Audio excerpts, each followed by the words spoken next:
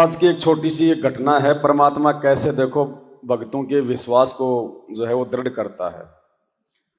हम लोग चले साथ संगति के लिए, हाईवे पे हम चढ़ गए। अब ये दिल्ली बंबई वाला हाईवे था, इस पे हम चढ़ गए। अब गाड़ी में इतना डीजल था नहीं, हमने सोचा भाई हाईवे पे बहुत सारे पेट्रोल पंप होते हैं, वहां भरवा लेंगे। तो ये सोच के हम चल दिए। अब गाड़ी लास्ट हो गई, मतलब बिल्कुल टंकी खाली, और उसके अंदर थोड़ा बहुत जो डीजल होता है बस वो बचता है। उसमें गाड़ी चलती है तकरीबन 40 किलोमीटर लास्ट। तो हमने सोचा भाई अब तो हर 5-7 किलोमीटर पे आते हैं। अब किसी भी पॉइंट पे हमारे को डीजल नहीं मिला। जिस भी पॉइंट पे जाएं जहां पे वो डीजल वाला जो लगा रहता है बोर्ड कि यहां से 5 किलोमीटर आगे पेट्रोल पंप हाईवे पे, अब वहां जाएं तो वहां पे काम चल रहा है क्योंकि नया बना हाईवे, तो पेट्रोल पंप अभी वहां पे जो है लगे नहीं। अब ऐसे कर करके हमने 40 किलोमीटर से ज्यादा निकाल दिए, और मन में ये हो रहा कि अगर बंद हो गई तो दिक्कत, और फिर अंदर थोड़ा विश्वास भी कि परमात्मा देखेगा। हमने सोचा भाई अब तो बिल्कुल ही गाड़ी मुश्किल से 3-4 किलोमीटर चलेगी, नहीं तो नहीं है, लास्ट हो गया। फिर हमने उनसे पूछा हाईवे पे जो रहते हैं, जो वो सिक्योरिटी गार्ड वगैरह टोल टैक्स वाले, कि भाई पेट्रोल पंप कहां मिलेगा। बोला इधर पीछे जाओगे तो रोड से नीचे उतर के हाईवे से, तो इधर जाओगे तो 35 किलोमीटर है, इधर जाओगे तो 25 किलोमीटर है। हमने कहा और है ही नहीं कहीं। बोले भाई कहीं नहीं है। मैं भाई मर गए आज तो। और अब गाड़ी बीच में रुक गई। अगर कोई क्रेन वाला भी बुलाएंगे तो 25 किलोमीटर का 5,000 तो वो ले लेगा, और समय बर्बाद होगा वो ज्यादा, और बिल्कुल ही उम्मीद नहीं कि गाड़ी चलेगी क्योंकि पूरा हो गया। फिर अब क्या करें। अब तो मैंने कहा भाई ये 25 वाले की तरफ चल, देखते हैं कोई रास्ते में मिलेगा। अब साहब हम 25 वाले की तरफ चल दिए, और गाड़ी जैसे ही हमने, तो जैसे हमने वहां गाड़ी को जैसे रोका, रोकते गाड़ी बंद, रोकते गाड़ी बंद। ये बोला कि बोल गाड़ी बंद हो गई। मैंने कहा इसको स्टार्ट कर दोबारा। स्टार्ट किया तो घर घर घर घर घर स्टार्ट नहीं हो रही। अब देखो मतलब वहीं पे जाके खत्म हुआ। मालिक ने ये विश्वास दिलाया कि तेरा डीजल तो पहले खत्म था, यहां तक तेरे को मैं लाया हूं, वरना यहीं पे आके क्यों रुकी। भाई 2 किलोमीटर पहले रुक सकती थी, 5 किलोमीटर पहले रुक सकती थी, लेकिन मालिक को पता था कि मैं अपने बच्चों से धक्के भी नहीं मरवाना चाहता। देख लो, अब जैसे ही वो गाड़ी रुकी और वो गाड़ी जो अगली वाली गाड़ी हटी, बोले ले आओ आगे। मगर तुम आ जाओ इधर पहले। मैं नीचे उतरा, उनको बुलाया, मैंने कहा धक्का मारो। बोले क्या? मैंने कहा बंद हो गई। बोले यही बंद हुई है? मैं यही हुई है। तो पेट्रोल पंप वाले ने, मैंने धक्का मार के गाड़ी थोड़ी आगे करके फिर डीजल डलवाया। बताओ, अब ये मालिक भाई साथ रहता है परमात्मा, नहीं तो ऐसा हो ही नहीं सकता। मालिक को पता था अगर 500 मीटर पहले भी गाड़ी रुक गई तो पसीने आ जाते हैं आधा किलोमीटर में गाड़ी को धक्का मारने में। बताओ इससे, अब इससे बड़ी मेहर और क्या होगी परमात्मा।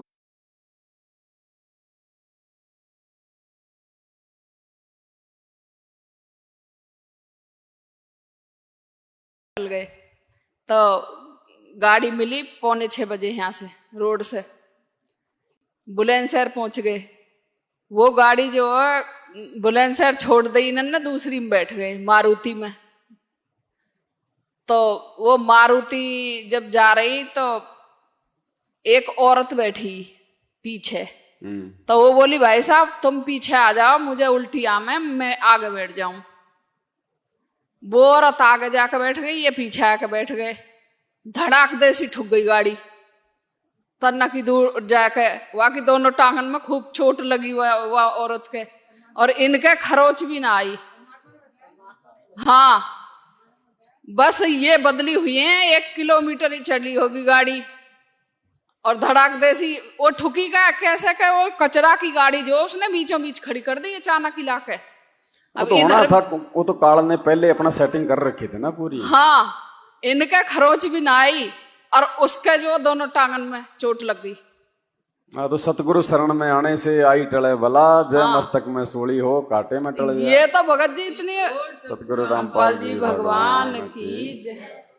अब यहाँ तो हम तो चलो भाई, हम दुनिया को तो हम लोग नॉर्मल लग रहे हैं, हाँ, लेकिन आज धरती पे असल में साधु संत आप और हमें तो हैं, जो मर्यादा पहन ले वो तो लोग दिखावे वाले भगत हैं। हाँ, तो भगत जी काल ऐसा भी कर सकता है, कोई बड़ी बात नहीं है, काल ऐसा भी कर सकता है। देखो दास इसीलिए तो कह रहा है ना कि हमारी भक्ति जाती है ऐसे। एक वो प्रदीप मिश्रा नाम का कोई वो कथावाचक है, वो मैंने देखा था मोबाइल पे एक बार रील में। वो कह रहा था कि यदि किसी माता बहन के संतान उत्पत्ति नहीं हो रही तो किसी ब्राह्मण को अपने घर पे जो है बुला के और उसको जो है भोजन करा दे, उसको संतान उत्पत्ति हो जाती है। तो कौन सा ब्राह्मण है? आप और हम। इसलिए हमने जगत के घर पे खाना नहीं खाना चाहिए। हमारी भक्ति जाएगी, हमारी भक्ति जाएगी। पता नहीं उसके मन में क्या क्या इच्छाएं, उसके मन में क्या क्या कामनाएं हैं, और हमने उस घर का अन्न खाया तो भाई हमारी भक्ति जाएगी, चाहे हम कितनी अंधेव की आरती कर दें। ये तो परमात्मा ने शुरुआत में हमारे को, अन्यथा आप जिस घर का अन्न खाओगे, आप भगत हो तो क्या हुआ भाई? जब परमात्मा कहते हैं आग पराई अपनी हाथ दिए जल जाए, तो जब आप किसी अनुपदेशी का अनाज खाओगे तो उसका भार तो चढ़ेगा। अब जानबूझ के जहर पियोगे तो परमात्मा क्या करेगा? अनजाने में तो आपको बचा लेगा, और जानबूझ के जहर पियोगे तो कि देखता हूं गुरुजी बचाएंगे कि नहीं बचाएंगे, वहां नहीं बचाएगा। अगर मीरा ये सोचती कि देखती हूं आज भगवान बचाएगा कि नहीं बचाएगा, मैं देखे परीक्षा करती हूं भगवान की, नहीं बचाता। लेकिन वो मजबूरी थी मीराबाई के सामने जहर पीना, इसलिए भगवान ने उसके जहर को अमृत बनाया। हाँ, या कोई और हमारे को जबरदस्ती कोई मजबूर करे, हमारा मुंह फाड़ के डाल दे अंदर, तो परमात्मा बाल बाका नहीं होने देगा। और हम जबरदस्ती की देखते हैं ध्यान गुरु जी की भक्ति में कोई शक्ति भी है कि नहीं है तो भाई वो जहर की शक्ति ज्यादा दिखाई देगी वहां।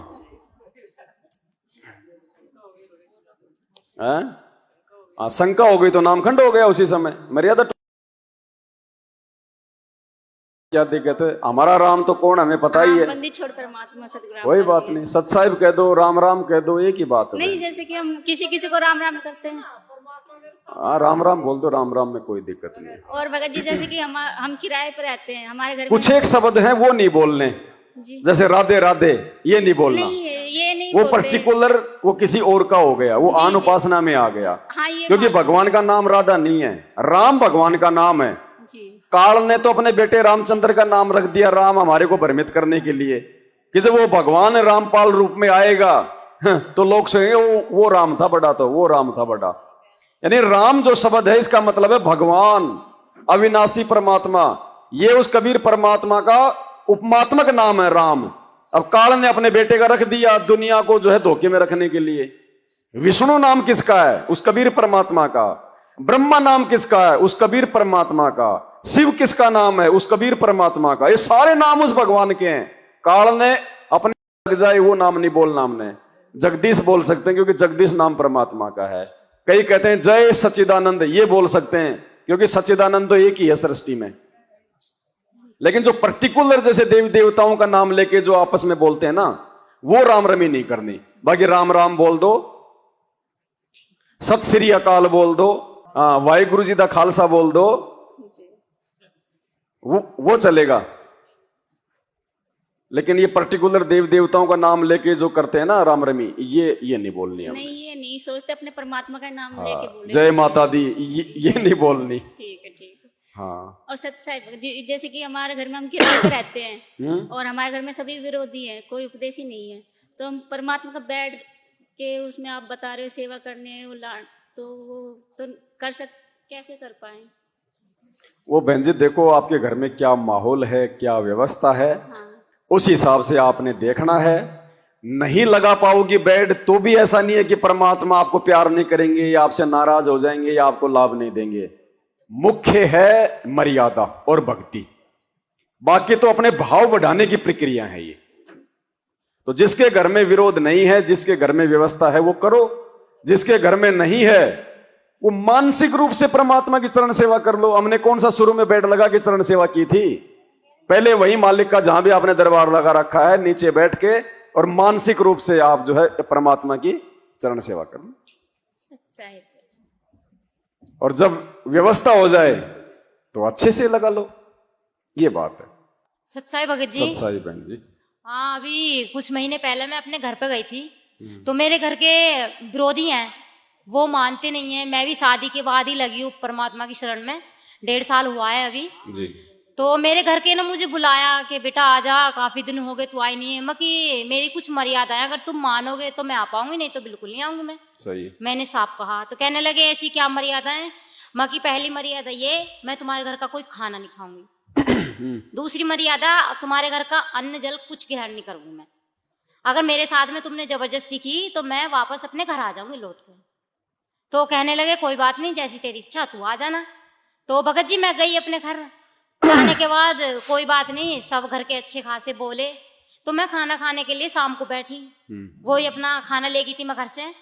तो मैंने भगवान को भोग लगाया, मेरे पास में मैं घर से ही अन्न भी जल भी ले गई थी और खाना भी ले गई थी। भोग लगा के मैं ग्रहण करने लगी तो मेरे घर के कहने लगे कि ये तू क्या कर रही है? मैं कि अपने भगवान को भोग लगा रही हूँ। परमात्मा की आरती भी की, कोई दिक्कत नहीं। भोग लगा के जब खाना खाने लगी, नू ऐसा कौन सा रीजन है, ऐसे कौन से बाबा हैं जो माता पिता के घर के खाना खाने के लिए मना करते हैं? मैं कि मेरे पिता हैं, तुम तो जन्म के दाता हो, कर्म का दाता, तो मेरा पिता मिल गया मुझे जी। तो मुझे तुमसे क्या लेना? जो मुझे मेरा भगवान देगा, मेरा पिता देगा, वो तुम मुझे क्या दे सकते हो? सही। नो, ऐसा तो हमने कभी नहीं देखा। ऐसी बात है तू मेरे घर मत ही हो। मैं कोई बात नहीं, तुम मत बुलाओ, बिल्कुल मत बुलाओ मुझे, मैं ऐसी कोई बात नहीं है, मैं तो अपने घर ठीक हूँ, कोई बात नहीं। तो हाँ, दूसरे दिन भी ऐसी करा उन्होंने कोई विरोध, फिर भी मैं कुछ नहीं कहने लगी। फिर मेरी मम्मी कहने लगी, भाई भी कहने लगे, बहनें भी, नु पता नहीं क्या बेस बना रखा है, पहले तो तू ऐसे रहती थी, ना तो चूड़ी पहनती, ना श्रृंगार करती, ना सिंदूर। मैं कि किसके करूं? कोई कह देगा मेरा पति मेरे सामने है, कोई कह दे मुझे मेरे सामने कहो, मेरा भगवान जानता है, कोई बात नहीं। होते चलते कहने लगे अच्छा ऐसी बात है तो तू बिल्कुल मत आना, तू ऐसे रहने लगी है, तू आज के बाद आइयो ही मत ना। मैं ठीक है, भगवान ने पीछे छुटाया, मैं अपने घर ही ठीक हूँ।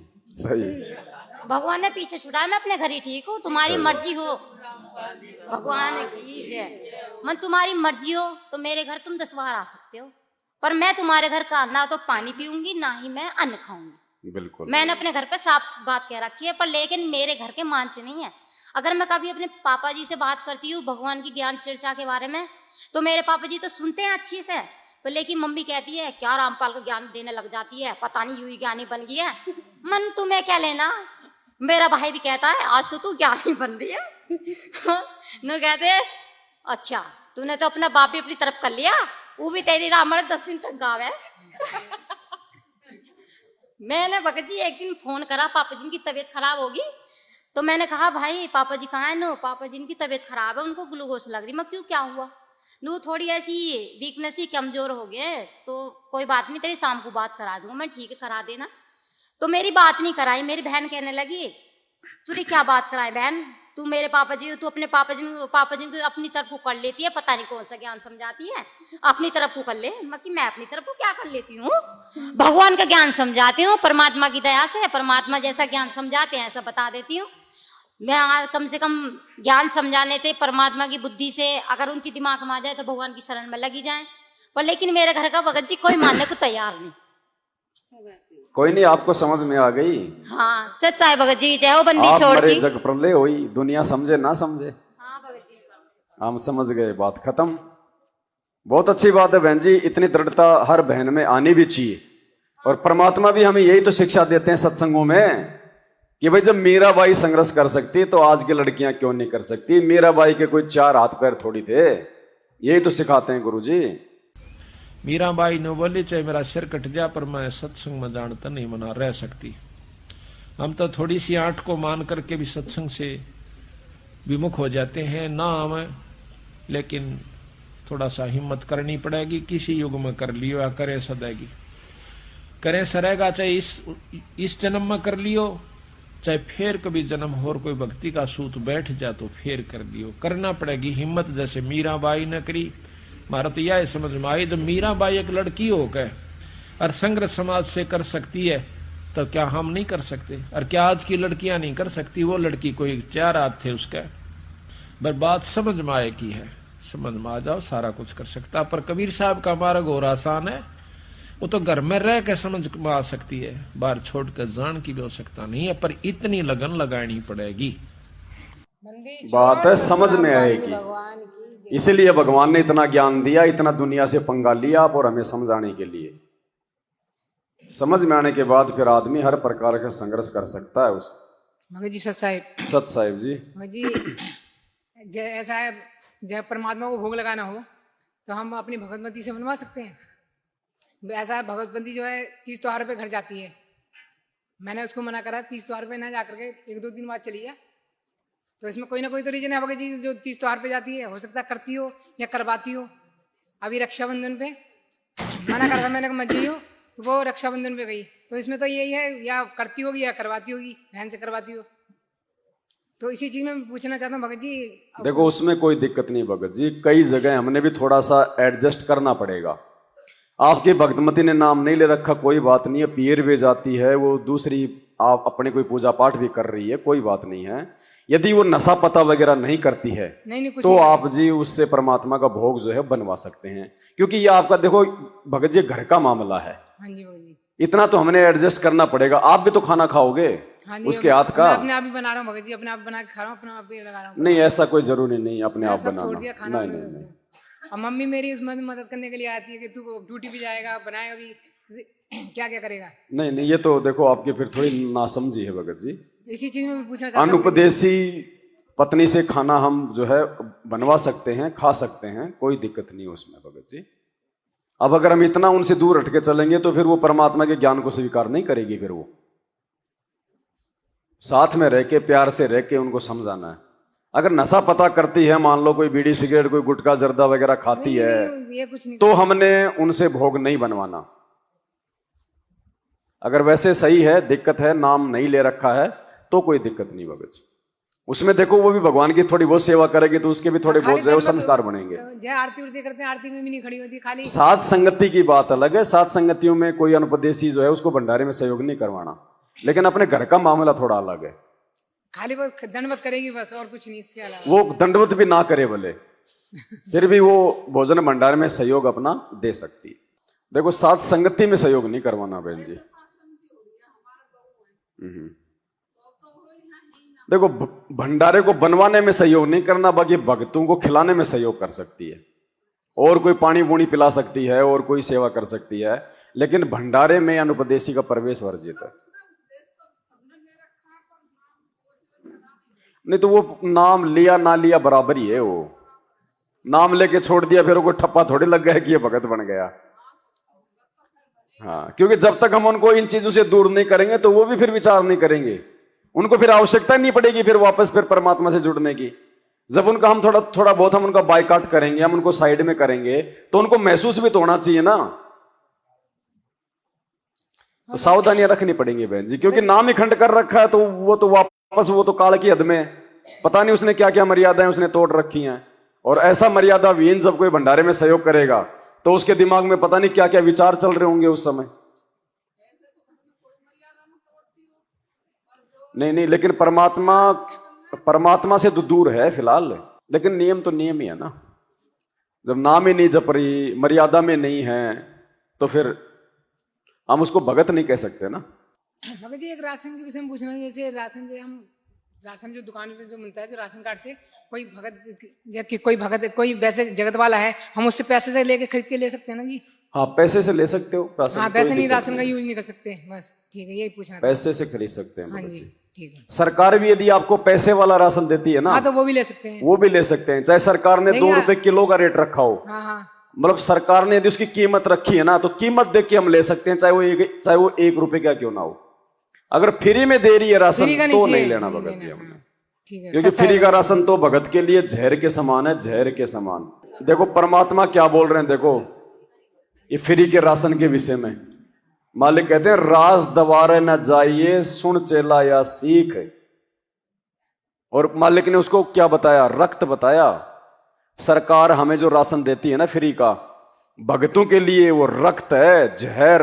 देखो गिरिवराज दबारे न जाइए सुन चेला या सीख, खात भजन में भंग हो है या रक्त स्वरूपी भीख। अब परमात्मा कहते हैं कि जैसे इन राज दरबारों में राज अधिकारियों के पास नहीं जाना, और वहां कहते तो भिक्षा मांग कर लाते हो खाते हो, वैसे थारी भक्ति है ठीक हो ना। और जो भिक्षा लाते हो राज दरबार से वो तो टैक्स लगाई हुई राजा से, तो राजा अच्छी दीक्षा दे दिया करता, ये वहां धक्के गड़े खाया करते, नवाबों के पास चले जाते। तो सभी जनता पर टैक्स लगाते हैं और जनता अपना मेहनत करके अपना गुजारा करती है, उस पैसे को वो लेते हैं। कहते हैं वो विष होता है और उस पैसे को नहीं लेना चाहिए, राज दरबार से नहीं लेना चाहिए भीख। अब देखो हर चीज पे हमने विचार करना पड़ेगा। काल हमें सीधे सीधे नहीं मारेगा, सूक्ष्म चाल चलेगा वर्तमान में। वो उसको पता है कि ये ज्ञान होने के बाद, ये तत्व ज्ञान लेने के बाद में वो भगत भीख नहीं मांगेगा, वो राज दरबार में नहीं जाएगा, हाथ नहीं फैलाएगा कि मेरे को अनाज दे दो, मेरे को धन दे दो। कोई भगत नहीं जाएगा ना। अब काल की सूक्ष्म चाल क्या है कि ये नहीं आएगा, तू पूछ जा इनके पास। तो सरकार के माध्यम से फ्री बंटवारा है भीख, कि प्रधानमंत्री किसान योजना, प्रधानमंत्री चावल योजना, गेहूं योजना, मतलब फ्री दे रहा है ना। अगर वहां जाके लाएंगे तो भी वो फ्री वाली है, जनता का टैक्स से दे रहा हो। अगर वो किसी योजना के माध्यम से देगा तो भी वो जनता का पैसा है, प्रधानमंत्री कोई जो है मतलब नौकरी करके तो दे नहीं रहा। तो काल ऐसे ठगेगा हमें। अब ये उसकी सूक्ष्म चाल है, ये प्रधानमंत्री योजना। हाँ जी, इसलिए परमात्मा कहते हैं राज दवारे न जाइए सुन चेला या सीख, और खात भजन में भंग होवे ये रक्त स्वरूपी भीख। इतना भयंकर दोष बताया परमात्मा ने। तो पिताजी को लेके आने तो आप मत लाओ भगत जी, कोई बात नहीं, आप अपनी मेहनत मजदूरी कर रहे होंगे ना, कोई दिक्कत नहीं भगत जी, उसमें दिक्कत नहीं है। नहीं साथ मत जाओ उसको लाने के लिए भगत जी, वहां मना कर दो उनको। हो सके तो राशन कार्ड से अपना नाम कटवा दो, नाम नहीं कटवा पा रहे हो तो सहयोग नहीं करना फिर उसको लाने ले जाने में। आपने भगत जी हमारी पेंशन आती है तो वो हम ले सकते हैं? कौन सी पेंशन है बहन जी? विधवा पेंशन है। विधवा पेंशन, अच्छा कितनी मिलती है? 2500 रुपए। अच्छा, क्या उस विधवा पेंशन के अलावा आपके पास में कोई रोजी रोटी का कोई जरिया नहीं है?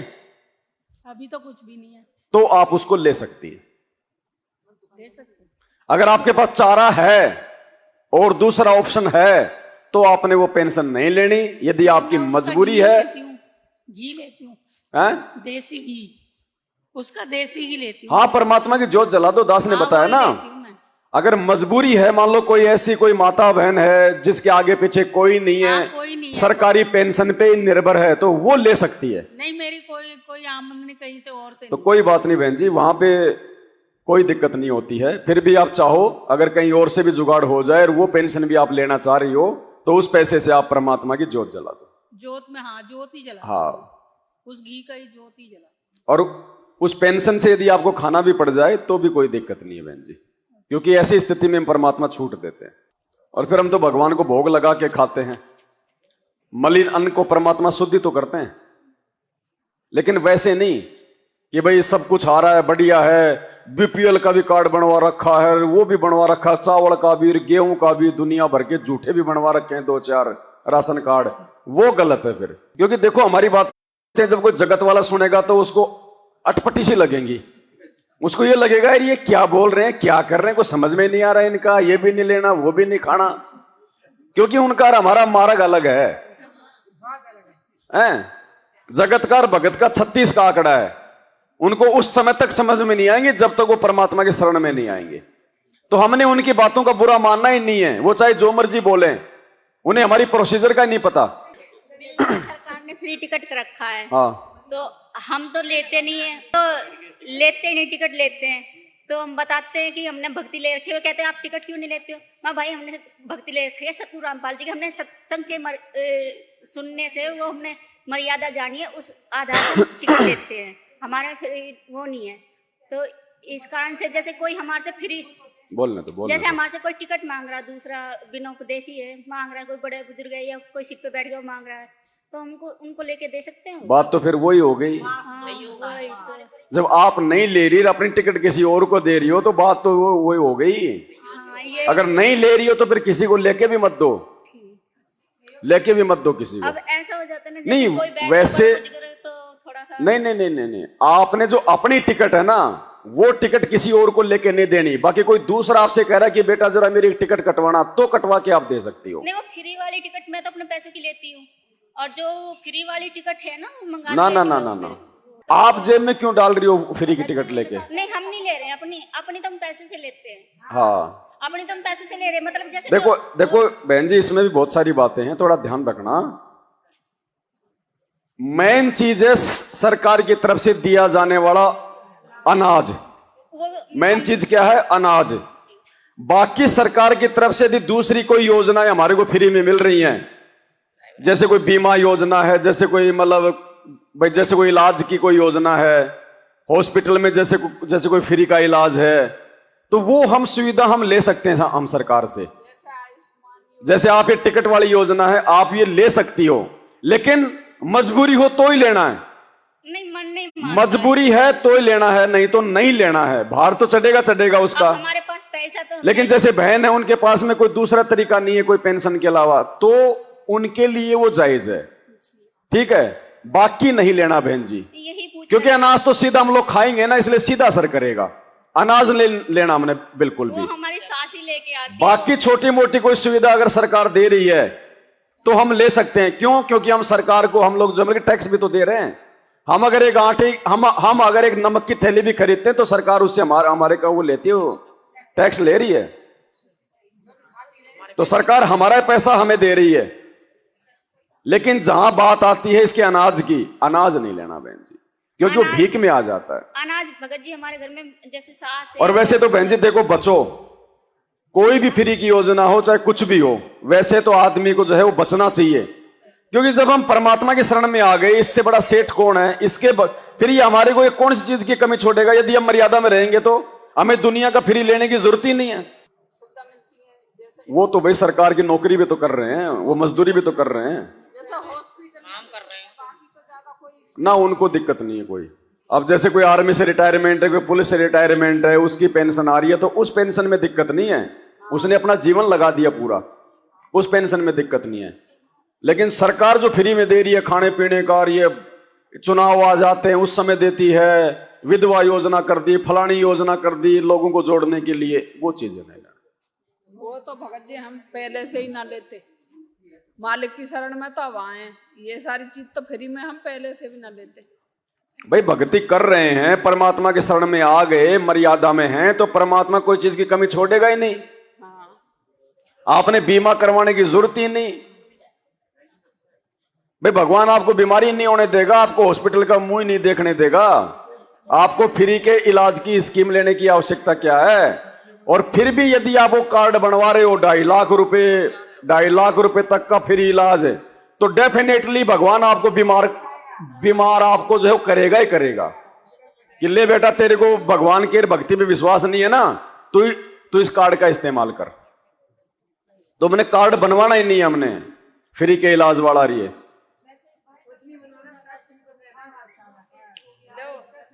हाँ, कोई दिक्कत नहीं, गोली दवाई ले लो, उसके लिए दिक्कत नहीं है। हाँ, उसमें दिक्कत नहीं है। लेकिन ऐसी बीमारी भगवान अगर भक्ति कर रहे हैं, मर्यादा में है, तो ऐसी लाइलाज बीमारी नहीं हो सकती जो हमारी भक्ति में बाधा उत्पन्न कर दे। यदि भगत को ऐसी बीमारी है तो इसका मतलब उसकी भक्ति नहीं चल रही, मर्यादा में नहीं है। एक बात यह है कि जैसे भगत भाई बहन जा रहे हैं कहीं रास्ते पे, मानो पैसे उनको मिले, जैसे रोड पर किसी के गिर गए हो, हमें मिल गए और कोई किसी ने उठाए नहीं और हमने वो उठाए, तो उन पैसों का क्या करें? क्यों उठाओगे आप पैसे? नहीं उठाए ना, नहीं उठाना। हाँ, मैं तो पढ़े उठाना ही नहीं है। हाँ, मेरे भगत चाहे 1 क्विंटल सोना क्यों ना पड़ाओ, थूकना भी नहीं है। हाँ, ये चीज उठानी नहीं है। रंका बंका की कहानी नहीं सुनी? यही चीज है ना, मैं सोने के ऊपर मिट्टी डाल के चल दी आगे, चल देते हैं। हाँ, तो भगत जी हमारे उठा लेते हैं, तो फिर वो उनके बीवी के होने के नाते जैसे वो कहते हैं कि, तो वो उसका कुछ सामान ले आते हैं, उसका इस्तेमाल तो फिर भी हुआ ना। मत खाओ सामान, है नहीं? वो भगत जी को मना कर दो कि आइंदा मत लेके आना इस घर में ऐसी किसी भी चीज का सामान। कुछ बिल्कुल नहीं। ठीक है। पता नहीं बहन जी वो किस तरह की वो कमाई का पैसा है, क्या पता कोई कसाई है सारा दिन जो है बकरे काट रहा है और उसके 100 रुपए गिर गए और वो हम खाएंगे तो हमारे ऊपर तो भार चढ़ गया। हमने तो छूना ही नहीं, देखना ही नहीं। भगत जी मेरे ना बच्चे स्कूल में पढ़ रहे थे, वो संस्था है, ये संस्था किसी कोई चला रहे एनजीओ, ये ज्ञान रवि कोई शंकर है, श्री श्री 100 वो वाले। हाँ, तो उसी में मेरे बच्चे पढ़ रहे थे, तो उसमें ना 5वीं पास होने के बाद ना तो उसने आधा पैसा देते कि अगर किसी स्कूल में आप एडमिशन करवाओगे तो दूसरे में, तो वो आधा पैसा देता था। तो दास ने उससे बोला कि आप जो जिस स्कूल में करा तो उसका फॉर्म दे दो मुझे और मैं आपको पैसा दे दूंगा, आधा दिलवा दूंगा। तो दास ने उसको मना कर दिया। मैंने बोला कि नहीं, मैं आपको ये पैसा मतलब मुझे मदद नहीं चाहिए, मैं अपने दम पे करवाऊंगा परमात्मा की दया से। हाँ, तो अच्छी बात है भगत। हाँ, तो भगत जी फिर उसने बोला कि जाओ जाओ, तुम्हारे पास पैसा बहुत ज्यादा है। कोई बात नहीं, लेकिन अगर हम सक्षम हैं जी, तो हमने किसी भी प्रकार की कोई मतलब स्कॉलरशिप वगैरह या कोई इस प्रकार की छूट वगैरह नहीं लेनी भगत जी। नहीं, वैसे परमात्मा के जब से इससे दर पे जुड़ा हूं तो परमात्मा ने इतना सक्षम बना दिया। सबसे पहले तो मेरे आर्थिक ही मजबूत किया है, ताकि दास तो पहले कहीं चौकीदारी के थ्रू रहते थे किसी के छत पे, लेकिन परमात्मा ने ऐसी दया की है मेरे ऊपर, अभी 7,000 का किराया लग रहा है, लेकिन फिर 2 कमरे हैं दास के पास में। भगत जी भक्ति करेंगे, मर्यादा में रहेंगे तो परमात्मा ये नहीं देखता कि ये चौकीदार है या मजदूरी करता है, ठेला चलाता है। भगवान छप्पर फाड़ के दे देगा, चाहे कहीं से ही देना। परमात्मा ने बड़ी दया की, उसको रास्ते बनाने की जरूरत नहीं है, अनंत रास्ते हैं उसके पास। जी जी जी। ये तो हम सोचते हैं कि भगवान कहाँ से देगा, लेकिन वो तो परमात्मा है ना भगत जी। क्योंकि दास 5-6 साल निरंकारी में रहे, लेकिन 5-6 साल निरंकारी में रहने के बाद मेरी वो आर्थिक मजबूत नहीं हुई जो कि थोड़ा समय लगता है। परमात्मा ने क्या बताया, कम से कम 5 साल दो इस भक्ति को। जी जी। एक आम का पौधा भी लगाते हैं तो कोई 4 दिन बाद में आम नहीं देता, 4-5 साल तो उसकी सिंचाई करनी पड़ती है, देखभाल करनी पड़ती है। तो गुरुजी कहते तुम इस भक्ति को कम से कम 5 साल दो मर्यादा में रह के, फिर देखना इतने आम लगेंगे, तुम भी खाओगे, पड़ोसी भी खाएंगे, रिश्तेदार भी ले जाएंगे, फिर भी लदपद रहेंगे। तो मालिक का वचन खाली नहीं जाएगा भगत जी। और दास एक बताना चाहता है कि मेरे ना ससुर जी ने नाम परमात्मा का लिए हुए हैं, तो वो चले आए बाहर जाने के बाद उसकी पत्नी नाम नहीं लिया है, लेकिन उसको बोला कि ज्योति तुम खुद जलाना। तो उसको पत्नी को बोल दिया, तो ज्योति जलाते वक्त तो उसने क्या किया, ज्योति तो जलाया 2-3 महीने तक लगातार। इसके बाद ये नाग पंचमी आ गया। नाग पंचमी आने के बाद ना तो उसने हाँ नाग पंचमी आ गया ना, तो उसने क्या किया, उसने तो ज्योति जलाया, लेकिन अपने घर होती जैसे बेटा को, घरवाली को बोला कि मैं तो नहीं करूंगा, लेकिन तुम ऐसे कर ले। जब जैसे उसने वो बताया ना करने के लिए, तो उसने उसके रात में भगत जी उसको ना अच्छी तरह से दबाया, छाती दबाया उसको, अच्छे जैसे लगता कि मैं अभी मुझे प्राण ही निकल जाएगा, मर जाएगा, हाँ मर जाएगा। तो फिर मैंने बोला कि फिर उसने बोला कि हे परमात्मा, आपकी ज्योति जला रहा हूँ, मेरी रक्षा करो भगवान। तो उसने क्या किया, फिर जाके किसी तरह उसने उठने का समर्थन नहीं था, लेकिन फिर भी उसने जाके दंडवत किया। 10 मिनट के बाद उसका वो फिर से वो शरीर जैसा निर्मल था वैसे हो गया भगत जी। तो जो भगवान मतलब कि नाम नहीं लिए हुए परमात्मा उसको संभाल रहा है, तो हम सब तो कितने नाम ने। एक सत्संग में परमात्मा ने बताया, यदि नाम दीक्षा लेके मर्यादा में रह के आप भक्ति करते हो तो परमात्मा आपके रिश्तेदारों तक की सहायता करता है, वहां तक की मदद करता है, रिश्तेदारों तक की। और यदि हम लोग दृढ़ होकर भक्ति करेंगे तो परमात्मा कहते हैं तुम्हारी तो 101 पीढ़ी पार होंगी होंगी। तुम्हारी मतलब पिछली 7 जो पीढ़ियां हैं, तुम्हारे दादे परदादे, तुम्हारी 7 पीढ़ियां जो पिछली हैं, उनको भी परमात्मा मानव जन्म देगा जो भूत बने फिर रहे हैं। 101 पीढ़ी तो अगली पार होंगी और पहले की 7 पीढ़ियां। और सदगुरु रामपाल जी भगवान की जय। इसलिए गुरु जी कहते हैं कि भगत ने श्राद्ध वगैरह निकालने नहीं चाहिए, क्योंकि जिस दिन तुम नाम ले लेते हो तुम्हारे पिछले 7 पीढ़ी तक के पूर्वजों को परमात्मा मानव जन्म दे देता है। इसलिए हमने श्राद्ध वगैरह नहीं निकालने चाहिए किसी के, बिल्कुल भी। और ना हमने अपने पूर्वजों की फोटोएं जो है अपने घर में रखनी चाहिए, नहीं दास तो इसलिए मना करते हैं परमात्मा। का भी नहीं रखा है जब इतना आसान काम कर दिया भगवान ने। तो, और भगत जी जहां पर रहता ना तो वहाँ किराएदार कभी मुंह से नहीं बोलते थे, लेकिन एक दिन आके वो कहता कि मैं वैष्णो देवी गए थे, वहां से मैं प्रसाद लाया हूँ देने के लिए आया था। मैंने बोला कि भगत जी मैं ये नहीं प्रेरणा है ना भगत जी, काल तो चाहता है मर्यादा तोड़वाना। मैंने बोला कि ये नहीं ले सकता, वैसे बोलने के लिए भी राजी नहीं मेरे से, तो लेकिन वो अचानक से ऐसे आ गया तो भाई लो प्रसाद ले लो। मैंने बोला भगत जी मैं प्रसाद नहीं ले सकता हूँ। अच्छा क्यों नहीं ले सकते? मैंने बोला बिल्कुल नहीं, मेरी कोई मर्यादा है, मैं नहीं ले सकता आपके। हमारे अंदर है, खट्टी मुक्की पत्ता नहीं लेते हैं। आप लोग खाओ, मैं नहीं ले सकता, ये हमारे अंदर है। देखो भगत जी क्या है, ये जो ये लड़ाई है ना जी, ये काल और भगवान के बीच में जी। भगवान हमें बचाएगा और काल हमें फंसाएगा। अब ये ज्ञान और नाम लेने के बाद में तो परमात्मा ने हमें क्या बताया कि ये नाम लेने के बाद में तुम्हारे जो मित्र हैं वो भी तुम्हारे क्या हो जाएंगे? शत्रु। और काल क्या करेगा? तुम्हारी मर्यादा तोड़वाने के लिए तुम्हारे शत्रुओं को भी क्या बनाएगा? मित्र। तो जो आदमी आज से पहले मुंह से नहीं बोल रहा था, अब वो कह रहा है कि लो जी प्रसाद ले लो। जी जी जी। उसी तो मुझको तो ये उल्टा खेल है सारा भगत जी। मुझे इसी बात को तो अचंभा लेगा, लेकिन देखो इसलिए परमात्मा ने कबीर सागर के सरलार्थ में लिखा है हम भक्तों के लिए कि हमारे जो रिश्तेदार हैं, यार दोस्त हैं, मित्र हैं, आड़ोसी पड़ोसी हैं, जिन्होंने नाम नहीं ले रखा है जी, उनको अपना मीठा शत्रु समझो। मीठा शत्रु, उनकी बातों में नहीं आ जाना। वो मीठे शत्रु हैं, वो तुम्हें बहकाएंगे, भ्रमित करेंगे, प्यार से लाड से मिन्नत करेंगे, हाथ जोड़ेंगे, मर्यादा खंडित करवाने के लिए। जैसे विश्वामित्र के पास में कौन सी आ गई थी? वो मेनका आई थी। कौन आई थी? जी जी जी। तपस्या भंग कर दी, एक बच्ची पैदा करके चल दी। बोले चौधरी साहब संभालो, मैं चली, मेरा जो काम था मैंने कर दिया। बाद में चौधरी साहब सिर पे हाथ रख के, बाद में क्या, कुछ नहीं है। तो एक बार यदि हम झुक गए तो काल हमारी मर्यादा तोड़वा देगा। फिर चाहे तुम कितनी दोस्ती निभाओ, कितनी यारी निभाओ, फिर कोई मतलब नहीं। आज तो वही दास के साथ में जब पीते खाते थे तो सभी दोस्त था। आज मेरे कोई दोस्त नहीं है, कोई यहाँ पे आता भी नहीं, कोई आता भी नहीं है मेरे साथ में। अब गुरुजी क्या कहते हैं कि बेटा मर्यादा में रहो। जी ठीक है, गलत हम कुछ कर नहीं रहे, ये सच्चाई है। जी जी जी। जो सच्चाई हमारे बाप ने बताई वो हम भी बताएंगे, और यही हमारा कर्तव्य है, ये हमारा काम है, दूसरा हमारा कोई काम नहीं है। और ये सच्चाई जब हम बताएंगे तो काल को तो मिर्ची लगेगी, वो अपने नीचे वाली शक्तियों को प्रेरित करेगा। वो ऐसा माहौल बना देंगे वो लोग कि बस अब मार दिया। गुरुजी कहते हैं उसी समय तुम्हें दृढ़ रहना है, विश्वास नहीं तोड़ना है। और मालिक क्या कहते हैं? यो मालिक की वाणी है, यो जग बादल धुंध का मीने ना डरिए। ये देखो तुम्हें सुनाते हैं थोड़ा सा। मतलब ऐसी परिस्थिति में जब आप अपने गुरु के वचनों पे चलोगे, संघर्ष करोगे, तो काल ऐसी परिस्थितियां बना देगा कि आप सोचोगे यार बस अब तो हार माननी पड़ेगी।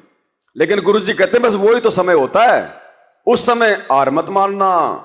काम के काम आओगे यहाँ पे, पर ये जब आओगे जब ये उदास जालेगा, फिर और मंडी बनाओगे, मंदिर काटेंगे, बेगन तार देंगे, फिर यहाँ के टट्टू होगा, कुछ भी नहीं होगा। अब संत चला जा, उसके जैसे वैद्य मर जा। अब जिंदा जब जीवित है, जब दवाई दो, नब्ज देखेगा, सारी विधि बतावेगा तो बेड़ा पार होगा। और वो चिल्ला जा फिर पाछा से उसकी मूर्ति बना लो, छोटा मंदिर बना लो और घंटी बांध ले, वो लाभ नहीं हो सकता आपको। तो ये हमारे अंदर बाद में जागरण की आदत है। वर्तमान में जो जागेंगे वो बहुत भाग्यवान और पुण्यकर्मी प्राणी है। सत्कर्म मानना विशेष रजा है परमेश्वर की आपके ऊपर, ये उसकी कृपा बिना और आपके पुण्य कर्मों के संयोग बिना ये मार्ग मिला नहीं करता।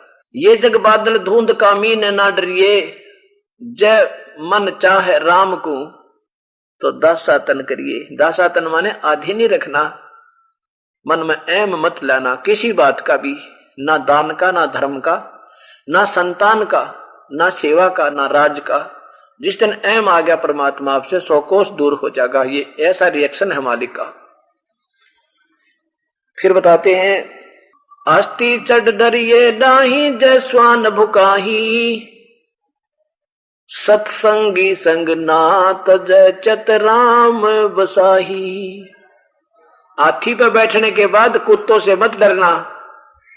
हाथी पर आप बैठे हो ना, और जब हाथी कहीं निकलेगा गांव के आसपास से तो सैकड़ों कुत्ते हाथी के चारों तरफ भो भो भो वो रहते हैं 10 कदम दूर, पर ऐसे सतिथि बना देते हैं जैसे बस आए तो मार डालेंगे, पर वो हाथी का असवार उनकी पहुंच से बहुत दूर है, बिल्कुल बहुत दूर है, बहुत दूर। क्योंकि ना तो हाथी को कुछ कर सकते हुए कुत्ते, हाथी एक सूंड मारे 4 मरे, और जब वो बुड़का भरना चाहे उनको काटना चाहे तो हाथी का मुंह पैर उसके मुंह पर नहीं उनके मुख में नहीं आवे, वो हानि भी नहीं पहुंचा सकते। तो कहने का भाव यह है कि परमात्मा कबीर साहब की शरण में आने के बाद मानो आप हाथी पर बैठ चुके हो, और बाकी के लोग जो कह रहे हैं ना थोड़ा न्यू हो जाएगा, तुमने ये क्यों कर दिया, बता क्यों छोड़ दिया वो गुरु पुराना है, वो कितने दिन तो जाया करते थे, कहते वो कुत्ते भौंक रहे हैं, उनसे डरना नहीं। आप इतने उनकी रेंज से बाहर हो गए, उनकी पहुंच से बाहर हो चुके हो। हाँ, जो आप पर डरता हाथी पर पड़ गया और न डर देख के, वो तो पड़ते खाएंगे, फिर वो काट डालेंगे आपको। तो तुम डरते पड़ जाओ हो नीचे, उनके देख कर चारों तरफ होकर के वो आप पे गिर गए तो वह दूसरी बात है, नहीं तो तुम्हारे नजदीक कुछ नहीं आ सकता, आपको हानि नहीं पहुंचा सकते, गारंटीड बात है। तो ये वचन है मालिक का, और 7 वचन पलटे नहीं पलट जाए ब्रह्मांड। माहौल ऐसा ही बना देंगे। आप कह रहे थे ना कि भाई सबके घर में ऐसा ही है, माता बहनों के साथ है, तो वो माहौल बहनजी काल वैसा ही बनवाएगा कि एक बार इसको नीचे गिरा दूं। उस समय यदि आप डर के हड़बड़ी में मर्यादा तोड़ दी, उनके आगे झुक गए, तो फिर काल का दाव लग जाएगा। तो ज्ञान इसीलिए तो दिया परमात्मा ने, इसीलिए गुरुजी कहते हैं पहले ज्ञान समझो, जल्दबाजी में नाम मत लो। गुरुजी कहते हैं मैं कोई जल्दबाजी में वो नहीं है कि भाई मैं आया गया, मैं सबको नाम देने आया हूं, सबको नाम देके जाऊंगा। जल्दबाजी मत करो, 2 महीने 4 महीने 6 महीने पहले ये सत्संग सुनो, उसके बाद में नाम लो। नाम लेने के बाद में फिर अपने गुरु में कोई दोष नहीं आना चाहिए, फिर कोई मर्यादा नहीं टूटनी चाहिए। भगत जी एक शब्द मेरे को पूछना था आपसे कि जल हंसा वो देश जहां जम की मारे से कोई शब्द आता है, ये नहीं ये शायद उसमें आता है, संध्या आरती में आता है। तज हंसा वो देशड़ा जहां यम की मोटी मार है, मत कहने का मतलब वो मार है, वहां नहीं। तो तज हंसा वो देशड़ा, तज मानी छोड़ना, हंसा मानी हे जीवात्मा। हाँ। वो देश यानी ये काल की नगरी 21 ब्रह्मांड है, जहां जम की मोटी मार। जम की यहाँ मतलब कहने का मतलब सतलोक के बारे में नहीं कह रहे, अच्छा, 21 ब्रह्मांड के बारे में कह रहे हैं, जहां जम की मोटी मार। कि तज हंसा वो देशड़ा की ये 21 ब्रह्मांड छोड़ दे, यहाँ पे जम की मार है, 84 में जाएगा, गधा बनेगा, नरक में जाएगा, ऐसा। तज हंसा वो देशड़ा यम की मोटी मार। ये तो है जम की मार। हाँ, जी जी जी जी यहाँ पे जम की मोटी मार पड़ती है, यहाँ पे सारे यहाँ के प्राणियों को, हम जैसे सभी को मोटी। जिस नगरी साधु नहीं, नदी नहीं गुंजार। जी जी जी भाई जैसे जहां पे मतलब अच्छे लोग ना हो, साधु संत भगत ना हो, कहते हैं उस स्थान को छोड़ देना चाहिए, वहां पे काल का वास होता है। जैसे जिस स्थान पे कोई नदी ना हो या कोई सिंचाई का साधन ना हो, तो वहां पे आदमी मतलब की भूखा मरेगा, वो स्थान वो रहने के लायक नहीं होता, किसी पानी वाली जगह पे जो है वो जाना चाहिए। इसी प्रकार साधु संत महात्माओं जहां पे हैं वहां पे हम रहेंगे तो हमारे भाव बने रहेंगे, हमारी श्रद्धा बनी रहेगी, भक्ति बनी रहेगी। इसलिए परमात्मा समझाते हैं कि ऐसे ही वो देश भी छोड़ देना चाहिए जहां पे यम का ही मतलब राज चलता हो। दास को ये कंफ्यूजन था कि ये मतलब ये कि समझ नहीं पा रहे, तो मैंने सोचा कि कभी किसी धीरे भक्तों धीरे से समझ चर्चा में करेंगे। जी, एकदम से कुछ नहीं आता, बहुत लंबा समय देना पड़ता है। फिर भी ये मालिक की मेहर है कि इतनी जल्दी समझ में आ रहा है थोड़ा बहुत हमारे। नहीं तो ये वाणियां, गुरुजी कहते हैं वेद को समझना आसान है, ये परमात्मा की वाणियां जो हिंदी में लिख रखी हैं इनको महाभारत है समझना, इनको नहीं समझ सकता कोई, क्योंकि ये रहस्य युक्त हैं। जी जी जी, ये रहस्य युक्त हैं। वेद गीता को समझ सकते हैं लोग, लेकिन इन परमात्मा की वाणियों का अर्थ नहीं निकाल सकते। इनको वही समझ सकता है जो परमात्मा के पूरे विधान से जो परिचित है। अब जैसे मालिक ने बताया कि अनदेव की आरती में एक वाणी आती है, रावण मांगण गया चून ताते लंक भई बेरून। अब जिस व्यक्ति ने रामायण को जो है पढ़ रखा है, जिसको याद है पूरी कहानी, वो तो समझ जाएगा तुरंत कि रावण मांगण गया चून ताते लंक भई बेरून, कि रावण ऐसे ऐसे आटा मांगने का बहाना करके सीता को उठा के ले आया और उसके कारण पूरी लंका का सत्यानाश हो गया। तो वो तो समझ जाएगा जिसने पूरी रामायण को, जिसने अपने दिमाग में, जिसने 2 4 5 बार जिसने रामायण पूरी जो है वो पढ़ रखी है, वो तो समझ जाएगा। और जिसने वो रामायण का नाम ही नहीं सुना और उसको ये वाणी सुनाओगे तो वो क्या समझेगा कौन राम है, कौन रावण है, क्या चून है, क्या सीता है। तो ये तो मालिक की मेहर है जो हमें समझ में आ रही है इतनी बातें। नहीं, ये मार्ग भगत जी कई लाख युग बीत जाते हैं, ये पीएचडी का ज्ञान है, ये नहीं समझ में आता। हम सब तो वही आत्मा पहले जो 600 वर्ष तक उसी में से होंगे, तभी तो बात, क्योंकि इसीलिए तो जल्दी जल्दी याद हो गई ये आरतियां वगैरह, ये मंगलाचरण वगैरह। नहीं तो ये आरतियां थोड़ी याद होती हैं, ये मंगलाचरण थोड़ी याद होता है। थोड़ी थोड़ी वो जो है वो धूल जम रही थी, वो बार बार रिपीट करने से वो धूल हट गई हमारी। नहीं, ये आरती याद हो सकती है क्या? असुर निकंदर रमणी याद हो सकती है क्या? वेद के मंत्र याद कर सकते हैं, ये याद नहीं कर सकते। आप इन बोल दो इनको पंडितों को, ब्राह्मणों को कि आपको 1 महीने का टाइम देता हूं, 1 लाख रुपए दूंगा, तू मेरे को ये पढ़ के सुना दे, मुंह जमानी बिना देखे, वो नहीं पढ़ पाएगा। ये परमात्मा के शब्द है, उनके आशीर्वाद बिना जुबान से नहीं निकलेंगे। बिल्कुल बिल्कुल ठीक है। सत्साई भगत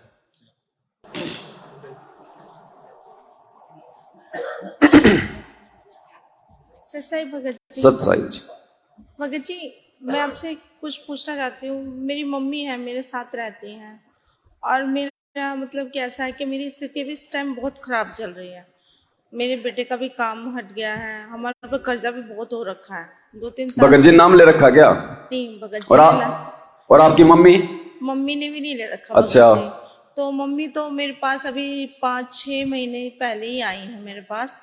तो हम पहले अंदर रहते थे, तो हमें इतना ज़्यादा घर का किराया वगैरह नहीं देना पड़ता था।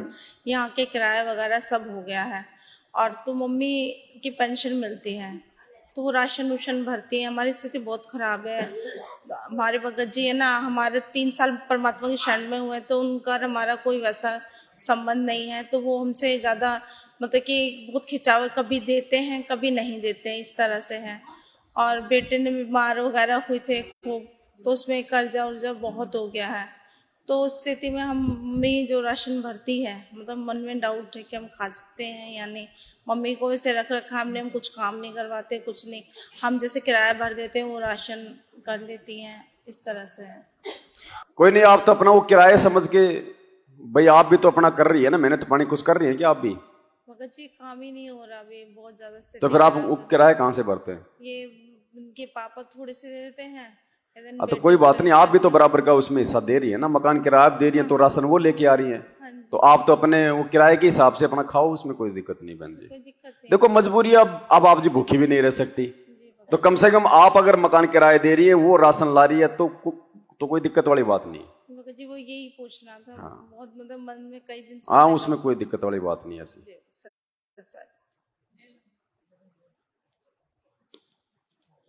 भगत जी सच्चा है। भगत जी मतलब मैं तो अपने हस्बैंड पे डिपेंड हूँ पूरी। अब वो जगत में है, और काल प्रेरणा से वो घर में ना खर्चा नहीं दे रहे, मतलब मुझे नहीं दे रहे। वो कहते हैं कि तू सामान मंगा ले, 10,000 का, 20,000 का, जो चीज चाहिए मैं वो ला के दूंगा, पैसे नहीं देते हैं। तो मेरे पास आते हैं LIC के पैसे, जो कमीशन होता है LIC का वो आता है, तो वो मेरे नाम से भी है, मेरे अकाउंट में आते हैं। तो क्या मैं वो पैसे ले सकती हूँ? कैसी है LIC? LIC एजेंट है वो। कौन है एजेंट? मेरे हस्बैंड। अच्छा। तो वो जैसे मतलब किसी की LIC करवा दी तो उसमें बीच में कमीशन मिलता है ना LIC से। तो वो तो अपना काम कर रहा है ना बहन जी, उसमें क्या दिक्कत है? तो मैं ले सकती हूँ फिर उस कमीशन को, क्योंकि मुझे तो वो उसकी मेहनत का है ना, घी लाना वो होता जा के लोगों के फार्म भरता है, लोगों को समझाता है, भागा दौड़ी कर रहा है। हाँ जी। वो उसको वैसे थोड़ी दे रही है कंपनी, कोई घर बैठे बैठे थोड़ी दे रही है बहन जी, काम है उसका वो तो। कोई सरकारी नौकरी तो है नहीं। हाँ जी। तो LIC है, एजेंट है, तो सरकार को वो जो है वो LIC करवा रहा है, भाई सरकार उसमें से कुछ % उसको दे रही है, तो उसमें दिक्कत नहीं है। ठीक है। और दूसरी बात ये है भगत जी की ना, अभी कुछ दिन पहले वो सरकारी राशन लेके आई थी।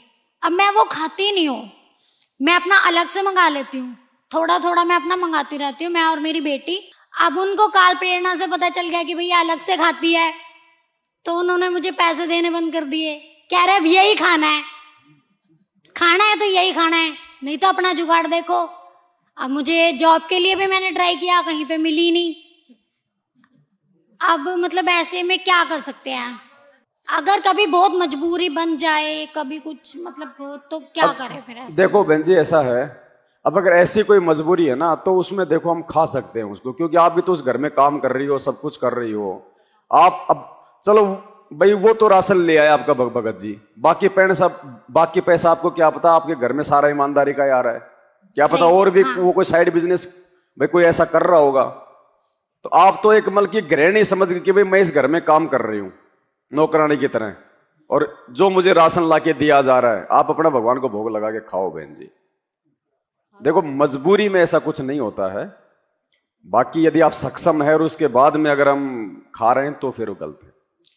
नहीं भगत जी, अभी तक तो कोशिश यही है कि पूरी मर्यादा बचे, लेकिन अगर कभी कुछ ऐसा हो जाता है, क्योंकि उन्होंने बोला, अब मुझे पता चल गया कि ये फ्री का है, तो जब मुझे पता है नहीं खाना तो मैं क्यों खाऊंगी। अब वो तो बेटे ने बता दिया था, अब उनको पता चल गया तो कहते हैं नहीं यही खाना पड़ेगा। मैंने कहा भाई तुम तो जहर खाओगे तो हम थोड़ी खा लेंगे। तो नहीं मैं तो जहर ही खाऊंगा, मैं तो जहर ही खिलाऊंगा विचलित करने के लिए। हाँ हाँ। अगर आप दृढ़ हो कि नहीं खाना मुझे, तो फिर परमात्मा करेगा व्यवस्था, अन्यथा फिर उसमें से खाना ही पड़ेगा। दोनों ही बातें बहन जी, ज्ञान और अज्ञान दोनों ही हैं। देखो वही बात है, ले दे के लास्ट में वो मीराबाई वाली स्थिति, अगर ज्ञान है तो मीरा बन जाओ, या फिर बहन जी सिमली बन के जियो, या फिर सिमली बन के जियो, या फिर मीरा बन जाओ। अभी तक तो मीरा ही बने हुए, आगे परमात्मा। दो ही बात। ठीक है जी। हाँ, उसमें खांसी सर्दी जुकाम बुखार में परमात्मा ने ऐसा कोई मना नहीं किया है, गोली दवाई भी परमात्मा के आशीर्वाद से काम करती हैं। बाकी एक समय ऐसा आ जाएगा बहन जी, गोली दवाइयां खाने की इच्छा ही नहीं करेगी हमारी, जब हमारा विश्वास बढ़ता चला जाएगा ना, जरूरत ही नहीं पड़ेगी। अब मैंने सोची अपने जी में का 1 हफ्ता लगावेगा वो चेकअप वाला, जो कम से कम अब मेरी होंगी मर्यादा खंड, तो मैं बोली हाँ आज जाऊंगी कल। अगर मैं इनते मना करूं कि मैं ना जाऊं, तब मैं बोली मैंने कि हाँ अभी जो 2-4 दिन का ये काम है यार समेट लें, पहले जब चलेंगे।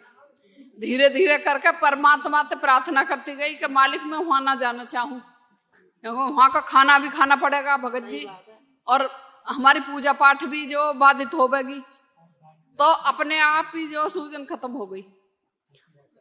परमात्मा दया करते हैं बहन जी, थोड़ा सा दृढ़ हो जाए तो मालिक करते हैं, ऐसी बात नहीं भगत जी जुम्मे पड़ रहे, चल 1 हफ्ता में सारे चेकअप हो जाएंगे, क्या परेशानी है देख लेगा वो, मुझे नहीं दिखाना।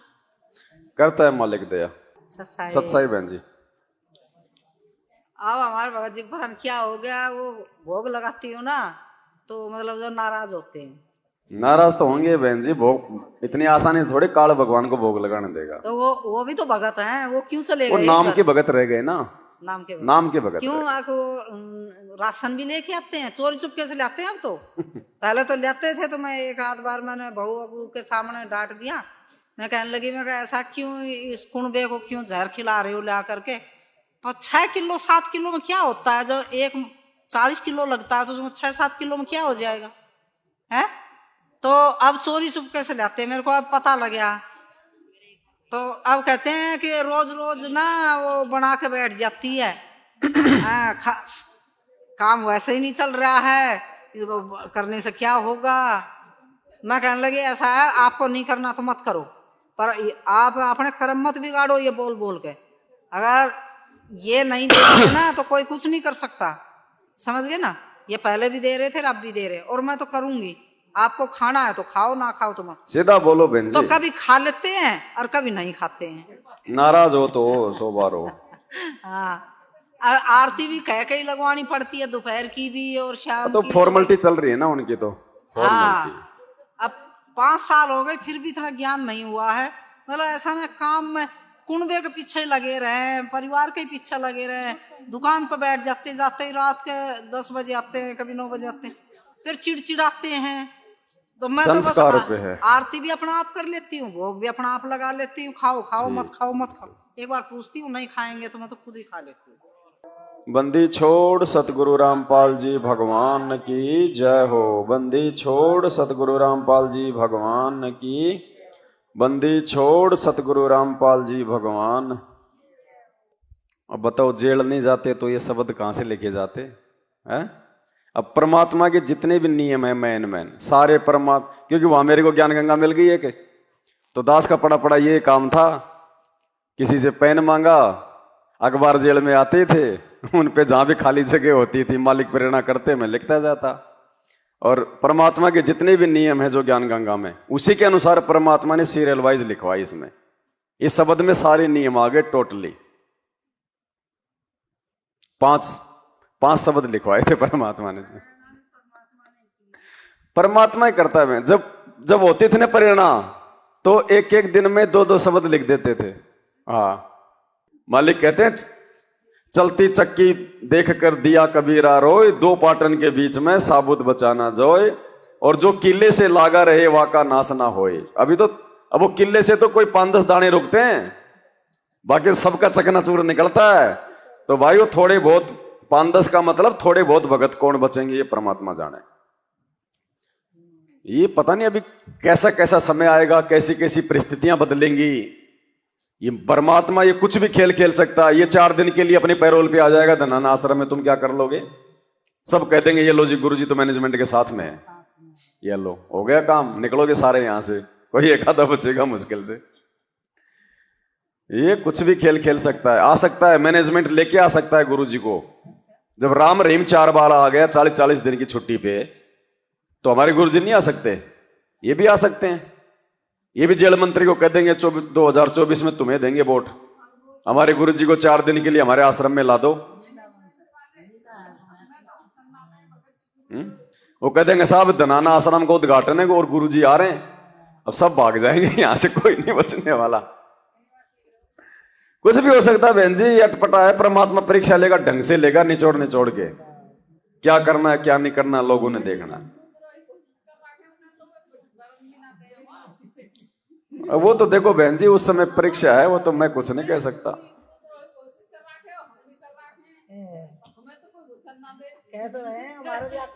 नहीं देखो ऐसा नहीं है बहन जी। मान लीजिए 3 दिन के लिए आ गए गुरु जी धनाना आश्रम में, हैं? अब ये तो मालूम हो ही जाएगा कि भाई गुरु जी जेल से बाहर आ गए, क्योंकि मीडिया में आएगा, अखबारों में आएगा, तो वो तो झूठ नहीं है। गुरु जी आ गए भाई, वो धनाना में आ गए, ठीक है। अब धनाना से गुरु जी लाइव आए या अपना ऑडियो डालें कि बच्चों सारे आ जाओ आशीर्वाद के लिए, तो आप लोगों ने जाना पड़ेगा। ऐसा नहीं है कि हम तो साथ संगत से जुड़े हम नहीं जाएंगे। गुरु आदेश हो गया, या कोई पवन दास के नहीं चलनी, फिर ध्यान रखना। और ना किसी ने पवन दास से पूछना कि हम जाएं कि नहीं जाएं। अगर वहां से आदेश होने के बाद आपने पूछ लिया कि पवन दास जी जाएं कि नहीं जाएं, वो भी फेल हो गया। हाँ, तो उस समय जाना है। और वहां जाने के बाद में अगर गुरुजी कह दें कि वो निकम्मा है, नालायक है, गुरुद्रोही है, उसकी संगति नहीं करनी, फिर चाहे मैं कितना ही अच्छा हूं, आपने मेरी संगति नहीं करनी, क्योंकि गुरु आदेश हो गया। फिर अगर मुझे गुरुजी कहते हैं कि बेटा आज के बाद तू साथ संगत वालों से दूर हो जा, तो मैं तो आप लोगों का मुंह भी नहीं देखूं। मुझे तो अपने गुरु की भक्ति करनी है, गुरु वचन पे चलना है। गुरु साक्षात बोल देगा वो मेरे लिए सिरोधारी है। कुछ भी ले सकता है परमात्मा, लेकिन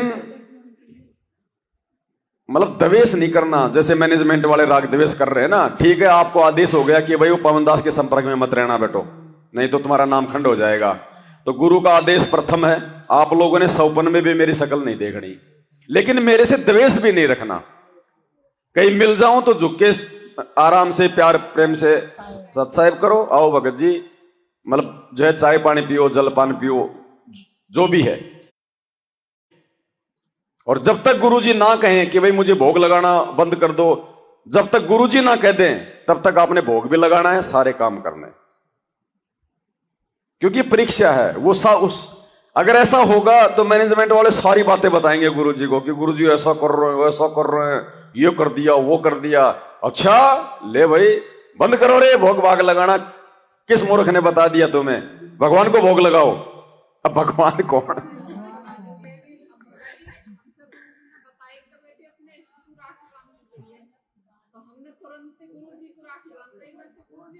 वो देखो आदेश होने के बाद तो वैसा ही करना पड़ेगा जैसा बोल रहे हैं। बाकी सत्संग में उन्होंने कह दिया कि अपने गुरु को राखी बांधने का मतलब है गुरु की शरण में आना, नाम लेके भक्ति करना, वो राखी बांधना होता है। साक्षात कह रहे हैं कि राखी बांध तो बांध दो, गुरु के तो बांध रहे हो, बांध दो। तो ये ध्यान रखना इन चीजों का भाई। मैं अपने पीछे ना किसी को लगाया ना किसी को लगाऊंगा, मुझे अपना आत्म कल्याण करवाना मेरी परीक्षा है, आपकी अपनी परीक्षा है। तो उस समय ये ना देखना कि ये पवनदास क्या है, हम इससे बात करें ना करें, वो जाएगा कि नहीं जाएगा। मैं तो पोएम पढ़ूंगा, तुम मेरे पीछे थोड़ी पढ़ोगे। कोई बात नहीं, देखो हमने राग द्वेष नहीं करना किसी से, जबकि उस बहन को सब कुछ दिखाया परमात्मा ने। यहां मैनेजमेंट आया, गुरुजी की फोटोएं उखाड़ी, वो ही रो के बता रही थी हमारे गुरुजी की फोटो भी ले गए, और वो ही जाके उनकी गोद में बैठ गई। दिल्ली में तो भगत जी उनके सामने सबकी पिटाई हुई। बहन जी देखो, जिसने जहां तक की टिकट ले रखी है वहीं तक की यात्रा कर पाएगा, ज्यादा नहीं जा सकता। तो आपने क्या देखा बहन जी वहां पे? भगत जी वहां देखने के लिए भक्ति में तो कुछ नहीं है, भक्ति तो साफ सफाई तो बहुत अच्छी होगी। साफ सफाई ठीक थी, वो तो बच्चे कर रहे थे परमात्मा की, मतलब साफ सफाई मेरा मतलब उससे था कि तो कृष्णा बहन तो वहां जाते ही उनके परिवार को देख के उन पे फिदा हो गई। अच्छा। देखो कितनी प्यारी आत्माएं हैं, यशोदा ये तो ऐसी लगती हैं जैसे ऊपर से उतर के आई हूँ, लगी बनी हो, ये तो परमात्मा। मैं यही सोच रही उनको, मैंने कहा मैं तो अभी जुड़ी, बहन इतनी पहले से जुड़ी हुई है। तो परमात्मा ने कहा मेरे परिवार पे आस्था मत रखना, ये गलत है। और ये वो देखो परमात्मा के बेटे ने हमें बूंदी खिलाई, हमें प्रसाद खिलाया, और यहाँ पे तो सब ये इनकी पोतियां देखो कितना सेवा कर रही, ये सारे देखो यहाँ पे। अच्छा, और आपके लिए तो है ही गुरुद्रोही, वहाँ पे तो हर कोई बोलता है ये तो गुरुद्रोही है, परमात्मा भी बोलते हैं, और सबके जिसके भी आगे वो लगाते हैं माइक, वो गुरुद्रोही है परमात्मा बना करे, गुरुद्रोही है परमात्मा बना करे, हर किसी को यही कह रहे। तो कृष्णा बहन तो जब भी फिदा होगी थी। और वहाँ पे भगत जी आप देखो 10-15 साल से जो भगत जुड़े हुए वो ऐसे आते हैं जगत की तरह, पूरा अपना सारा सज समर के पूरे ऐसे आई थे। पूछा बहन कितने टाइम से जुड़े हुए? तो कृष्णा बहन तो वहाँ लगी पड़ी है आगे सामने गुरुजी के परिवार से कि मेल जोल बढ़ाने के लिए। हाँ। हम पीछे बैठे थे, भगत मैन का भक्तों को पूछे कि भाई कितने दिन से जुड़ी हो बहन, क्या है, कौन से मंत्र मिले हुए? तो कह रही वो बहन कह रही मैं तो 12 साल से जुड़ी हुई हूँ, और भगत जी उसमें और जगत वालों से थोड़ा ज्यादा ही रखा होगा, कोई वो नहीं था, कोई अंतर नहीं। ज्ञान आधार नहीं बहन जी, भक्ति नहीं है, बाकी सब कुछ है वहां पे। भंडारा मिलेगा, साफ सफाई मिलेगी, डेकोरेशन मिलेगा, लाइट वाइट मिलेंगी, बढ़िया हैं, साफ सुथरे कपड़े पहन के, जूते वाते बढ़िया, सोना चांदी सब बढ़िया। भक्ति नहीं। बस मैंने तो यही देखा भगत जी कि यहाँ पे भक्ति कितनी है या यहाँ पे होता क्या। तो हमें भक्ति चाहिए बहन जी। जब मैनेजमेंट में थी ना तो। और भगत जी एक बात और, जगत वाले भी आ रहे होंगे, जा रहे होंगे, क्या मतलब है, कोई मालूम ही नहीं पड़ रहा कौन भगत है कौन जगत वाला, कौन तो वहां पे बीड़ी लेके घुस रहा है। गुरुजी तो अपने घर में भी कह रहे हैं कि घर में भी बीड़ी गुटके वाला नहीं आना चाहिए, और वहां आश्रम बता रहे हैं उसको, और जगत को बुला रहे हैं। तो जगत तो बहन जी कोई तो शराब पी के भी आया होगा, कोई हुक्का पी के आ रहा है, कोई जेब में कोई सिगरेट गुटका, वो किसका चेक करेंगे? वो चेक ही नहीं कर सकते किसी का। चेक कर लिया तो फिर वो रिश्ते बिगड़ेंगे उनके। और इनके कृष्णा बहन के साथ प्रभा बहन थी, अनीता बहन थी, और भी थे जिनको मैं नहीं जानती। मैं तो नहीं, जब ही जुड़ी थी तो मैं ज़्यादा के नाम नहीं जानती, ना भगत भाई बहनों को इतना जानती थी। तो मेरी बहनें कह रही बुला बुला के आओ हमारी वीडियो बनाओ, हम साध संगति वालों की बुराई करेंगे, मतलब उनके खिलाफ बोलेंगे, और जो उससे जुड़े हुए हैं साध संगति वालों से उनको कहेंगे कि नहीं तुम वहाँ से छोड़ दो और यहाँ आओ, देखो परमात्मा कह रहे यहाँ परमात्मा है, बुला रहे कि वो गुरुद्रोही है, और यहाँ पे आ जाओ, यहाँ परमात्मा की वीडियो आ रही, और ये यहाँ पे सब ठीक है, सबको हम कहेंगे संदेशा दो, सबको बुलाओ। ये उनके विचार वहाँ जितने भी गए थे उनके थे। तो कर लिया उन्होंने जो अपना काम करना था। वो देखो जो दृढ़ थे वो तो गए नहीं, बाकी तो देखो वो तो हमारे किसी काम के भी नहीं थे। वो गंदगी फैलाते यहाँ पे रहते। तो इतने पुराने जुड़े हुए थे। कृष्णा बहन कितनी पहले जुड़ी हुई थी। कृष्णा बहन मुझे उनके बारे में बाद में पता चली, बातें पहले से नहीं पता थी, बाद में पता चली। और जितनी बोली में बोलचाल में सारा ही बदलाव है बहन जी, कोई बदलाव नहीं है। वही भगत जी उनके तो बाद में भी फोन आए, अभी तक भी फोन आए कि इतनी सेवा हो रही, यहाँ पे पुस्तक सेवा कर रहे हैं, आश्रम वाले बहुत अच्छा कर रहे हैं, तुम इधर ही आ जाओ पुस्तक सेवा करवा लो। मैंने कहा मैं ये पूछो कि उधर आश्रम वाले भोग लगा रहे परमात्मा को? कह रही नहीं बहन वो तो मना करा, बस तुम वही कर सकती हो जो अंधेर की आरती है वही बताई, और ये तो तुम गलत क्रियाएं कर रहे हो। सुनो, जब हम यहाँ जाया करें नामदान केंद्र में, तो जब सत्संग शुरू हो गया उससे पहले जो ये पूरी आरती करेंगे, जो हम भोग लगाते हैं बड़ी आरती से, वो पूरी आरती करेंगे। तो बताओ उनको नामदान केंद्र वाले को तो इस बात का आदेश है, फिर तो एक भगत को क्यों नहीं है? सही बात है।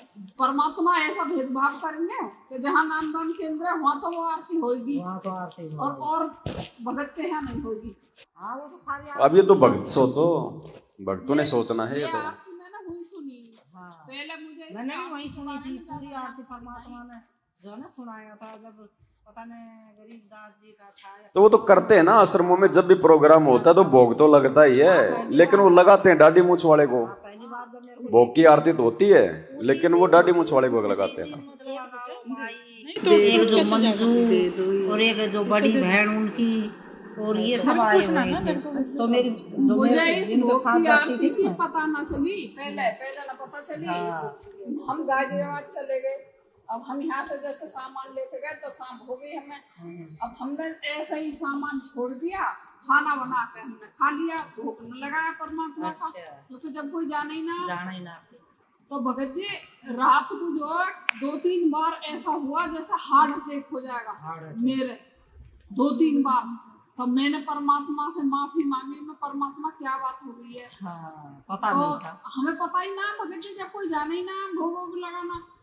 तो फिर जो मैंने परमात्मा का मतलब जो मंत्र का जाप करना शुरू कर दिया। बहुत देर हो गई, 2-3 घंटा हो गए, फिर मेरी आंख सी लग गई। तो परमात्मा इसी बाणी बोल रहे भोग की आरती की है। ये जो ये द्रौपदी सीता के चीर बढ़ाए, संख संखों पार न पाए, इस बाणी ये बोल रहे। तब मुझे ना पता ही कि ये भोग की आरती में आवे। मैं पहले जाने ही नहीं इस बात को, क्योंकि हम कुल 4 बार गए आश्रम में। जब भी वो कांड हो गया तो हमें पता ही नहीं क्या हुआ। तो फिर जब जो इन भगत जी ने बताई कि ऐसे ऐसे आरती करनी है, ऐसे ऐसे जो भोग लगाना परमात्मा को, जब समझ में आई कि वो मालिक मुझे यही संकेत कर रहे हैं। जब मुझे पता नहीं पाई। हाँ, समझते कहाँ से भगत जी? जब शुरुआत में जब हमने सुना ही ना, हाँ, तो अब समझ में आई। एक मिनट। हाँ भगत जी, मेरा एक क्वेश्चन था कि जैसे परमात्मा ने, हम वहाँ से आए थे सतलोक से आए, और परमात्मा ने जो दिया, काल को श्राप दिया कि भाई तुम 1 लाख ये भून के खाओगे आत्माएं, तो वो श्राप काल के लिए था या हमारे लिए था कि वो जो काल खाएगा वो तो हम ही आत्माओं को भून भून के खाएगा ना, और को थोड़ी भूनेगा, वो भूनेगा तो हमें ही भूनेगा। वो काल के लिए श्राप था या हम आत्माओं के लिए भी वो सजा थी? दोनों के लिए श्राप हो गया ना बहन जी, दोनों के लिए श्राप, उसके लिए भी हो गया और हमारे लिए ज्यादा है। आप और हम हमारे लिए हो गया नहीं, उसके लिए बहन जी उसके लिए ज्यादा है। अच्छा, वो कैसे बोले? हमें तो खाली ये लग रहा है कि हम लोग जो खाए जा रहे हैं और वो तो मजा ले लेके खा रहा है, तो हम सोच रहे हैं कि शराब तो हमारे लिए है, लेकिन बहन जी उससे पहले सतलोक भी तो हम ही जाएंगे। सतलोक भी तो हम ही जाएंगे उससे पहले। उसका नंबर तो उस समय है जब यहाँ का हर एक जीव निकल लेगा, और हर एक जीव निकलना बहन जी पता नहीं कब जाएगा, तो पहले भी तो हम ही जाएंगे। इतने युगों में कितने गए, गिनती के गए कुछ। और मरता तो वो भी है बहन जी, देखो जब वो अपना शरीर छोड़ता है तो कष्ट तो उनको भी होता है, दुर्गार को, काल को। परमात्मा कहते हैं ना ये नष्ट हो जाएगा, दोबारा से मतलब जन्म देंगे जब सब कुछ खत्म हो जाएगा। और वो कोई अपनी इच्छा से थोड़ी खाना चाहता है वो गंध को, वो तो मजबूरी है, उसको शराब है ना। अब हमें जबरदस्ती हमें कोई गोबर खिलाए तो हम क्या करेंगे? अब जीना है तो खाना भी पड़ेगा, ऑप्शन नहीं है। तो वो गंध है, वो तो वासना है, वो तो जबरदस्ती उसको खानी पड़ रही है। हमें कभी इंसान नहीं बनाता ना वो, फिर वो मानव बनाता ही नहीं इंसान, और इंसानी होने के बिना मोक्ष नहीं होगा। तो परमात्मा ने हमारे भले के लिए दिया ना उसको शराब, क्यों? उसकी मजबूरी हो गई। पर सजा हमारे सबके लिए होगी, सजा जो भी आई भाई हमारे लिए सजा भी हो गई, हमारे लिए भला भी हो गया, और काल की मजबूरी भी हो गई। ये परमात्मा बहन जी, इसके खेल बड़े निराले। एक तीर से कहीं शिकार हो गए, वही बात होगी। हैं? एक तीर से कहीं शिकार करते हैं परमात्मा। परमात्मा की बुद्धि बहन जी कोई नहीं पकड़ सकता। वो तो ये सजा है, मतलब सहयोग देने की, मतलब हाँ भरने की। गलत काम उसने किया, हाँ हमने भर दी, ये मात्र हाँ भरने की सजा है, गलत काम में सहयोग करने की सजा है। बताओ भगत जी, अगर वहाँ हाँ भरने की इतनी बड़ी सजा है तो यहाँ हाँ भरने की भी तो सजा मिलती तो ये क्यों नहीं मिलेगी? अब कोई जो गलत काम करके आया, तो गुरुजी ने नियम में क्या बताया? गलत काम करना और गलत काम में सहयोग करना दोनों महापाप हैं। तो नियम ही। अब हम नहीं समझ पा रहे, वो बात अलग है, हम बालक हैं अभी। अब बच्चे को नहीं पता कि ये सांप है, तो वो क्या पता हो तो उसकी पूंछ भी पकड़ ले। हम जो है ना, हम बिहार से आए हैं, उत्तम नगर में रहते हैं किराए पे, ठीक है। फर्स्ट बार आए हैं साथ संगति में। कुलदीप भगत जी का नंबर था, सौरभ भगत जी से लिए थे, ऑनलाइन पुस्तक मंगवाए थे, ठीक है। तो वही ने नंबर दिए मीनाक्षी बहन का, तो हम यहाँ आए पता करके कल। भगत जी मेरी शंका ये है कि हम जो है ना, खगड़िया आश्रम है, खगड़िया जिला में आश्रम है, बिहार में पड़ता है, वहाँ से हम उपदेश लिए थे। आपका यूट्यूब पे वीडियो देखे ना, आपसे बात भी किए थे, तब हमको पता चला कि इसमें ना कुछ और बात चल रहा है, उनके भाई के सब कुछ ये है। तो हम उस दिन से, जब आप बताए ना कि इस बहन जी, जब आपको पता चला तो आप क्यों उनके पीछे लग रही है, छोड़ दो, तो हम उस दिन से उधर मोड़ के भी नहीं देखा। अगर तो साथ संगति में आप जी पहली बार आई हो क्या आज? हाँ, फर्स्ट डे आए हैं साथ संगति। तो बहन जी देखो ऐसा है, पहले तो परमात्मा से अपनी तमाम गलतियों की समायाचना मांग लेना। इस बीच में हम भक्ति भी नहीं कर रहे थे, टेंशन बात जो, लेकिन आपने पहले तो गलतियां की है ना। मैनेजमेंट की संगति ही गलती है, वहां पे दान धर्म करना ही गलती है। जितने दिन आप उन लोगों की संगति में रहे वो गलती है। तो देखो परमात्मा का बहन जी, जितना हम उसके लिए बढ़ेंगे उतना ही वो हमारे लिए बढ़ेगा, जितना हम मर्यादा में रहेंगे उतना ही वो हमारी खैर खबर देगा। तो पहले तो परमात्मा से जब यहां से जाओ तो सुबह बहन जी परमात्मा से पूरी तरह से समायाचना मांग के, और जब तक अपना एक मानस नहीं बनाओगी, भाई आप इधर भी आओगी या उधर भी जाती रहोगी, तो परमात्मा अंतर्यामी, दोगलापन नहीं चलेगा बहन जी। एक रास्ता चुनना पड़ेगा, चाहे साथ संगति चाहे मैनेजमेंट वाले, ठीक है। उसके बाद में आपने सोना वगैरह उतारना पड़ेगा, बिल्कुल हर प्रकार से, क्योंकि ये काल है। गुरुजी ने स्पष्ट मना कर रखा है, आपने सुना है? हाँ सुने हैं। आदेश है गुरुजी का, सोना तो हमने शरीर पे तो छोड़ो, हमने अपने घर पे भी नहीं रखना। सोने में काल का वास है बहन जी। तो मालिक का वचन हो गया, गुरु आदेश हो गया। आज से पहले आपको नहीं पता था, लेकिन अब आपको साथ संगति में आके अगर पता हो गया है, तो अब हमने सोने को शरीर पे धारण नहीं करना। नहीं बेच सकते, कोई बड़ी बात नहीं, आपकी मजबूरी है, कोई नहीं बेचने दे रहा, लेकिन इसको पहनो मत, अपने घर पे रख दो। सिंदूर भी नहीं लगा सकते हैं। देखो बहन जी, ज्ञान होने के बाद तो ना टिक्की लगानी, ना बिंदी लगानी, ना सिंदूर लगाना। बाकी जिसको ज्ञान नहीं है उसके लिए परमात्मा ने थोड़ी सी छूट दे रखी है कि सिंदूर और बिंदी दोनों में से एक लगा सकते हैं, जिससे ये हो जाए कि भाई ये शादीशुदा है या फिर ये कुंवारी है। और जिसको ज्ञान हो गया वो ना बिंदी लगाएगी ना सिंदूर लगाएगी। लेकिन गांव में तो जीना मुश्किल है भगत जी। जीना मुश्किल है तो वो लोकलाज आ गई ना बहन जी, लोकलाज हो गई ना वो। तो जब तक लोकलाज रहेगी परमात्मा का आशीर्वाद पूरा नहीं मिलेगा। ये विधान है मालिक का।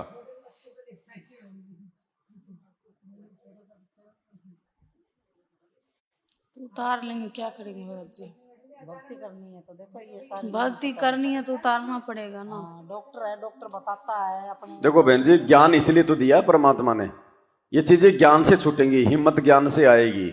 सासू क्या कहेगी, ससुर क्या कहेगा, आड़ोसी पाड़ोसी क्या कहेंगे, या तो हम उन अपने रिश्तेदारों को देख के चल लें या फिर अपने भगवान के ज्ञान को देख के चल लें। दो नाव की सवारी नहीं चलेगी बहन जी।